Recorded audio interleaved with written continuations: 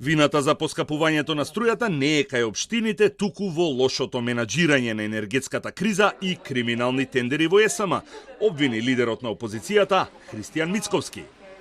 Тој смета дека поскапувањето на струјата ќе биде повисоко од 10%, а како причина го наведува намаленото производство на струја.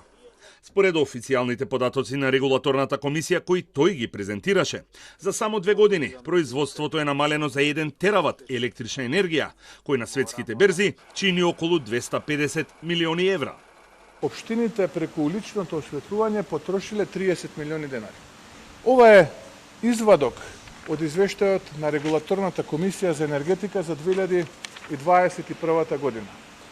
Уличното осветлување вкупно потрошило 90 гигават часови електрична енергија, или тоа во проценти е 1,32% од вкупно потрошената електрична енергија, или како што граѓаните нарекуваат струја. Математички е невозможно да поскапе цената на струјата 10%, ако само уделот на јавното осветлување е 10-кратно помал. Мицковски директно го обвини раководството на ЕСМ и владата за тендери во 4 очи и намерното одбивање за преструктурирање на државната компанија, што резултирало со загуби и хаварии, како последната вчера во која се поплавени јамите и машините во рудникот Суводол.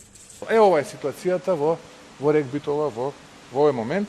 Удавени рударски машини и транспортни траки кои што наместо да копаат јаглен, ние денеска треба да увезуваме електрична скапа енергија. Тоа е првата работа зашто цената на електричната енергија ќе поскапи. ЕСМ веднаш реагираше на тврдењата на лидерот на опозицијата, кога го обвинија за незнаење на проблематиката.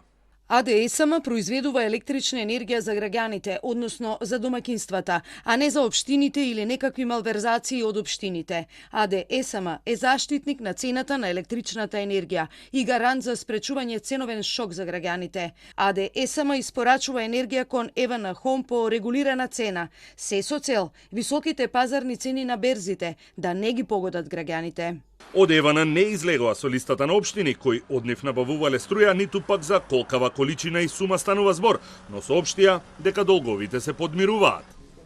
ЗЕЛС без став откако регулаторот Бислимовски го впери прстот во нив како можеби главна причина за поскапувањето на струјата. Оттаму соопштија дека во текот на наредната недела ќе биде свикана седница на управниот одбор, по која ќе се соопшти ставот на ЗЕЛС околу тврдењата на регулаторот.